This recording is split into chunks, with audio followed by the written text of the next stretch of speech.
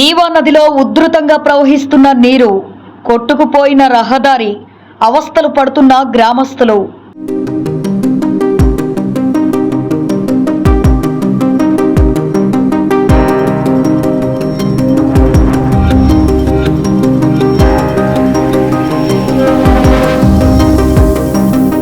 గంగాధర నెల్లూరు మండల కేంద్రంలో కొన్ని రోజుల పాటు కురుస్తున్న భారీ వర్షాలకు శుక్రవారం నీవా నదిలో నీరు భారీగా ప్రవహిస్తోంది. ఈ నీటి ప్రవాహానికి ఎన్ఆర్ పేటకు వెళ్లే రహదారి పూర్తిగా కొట్టుకునిపోయింది.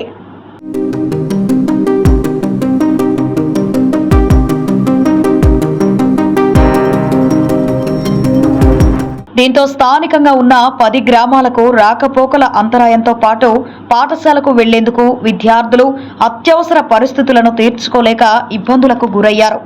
నీవా నదిలో నీరు ప్రవహిస్తే ఆ గ్రామాల అవస్థలు వర్ణనాతీతం.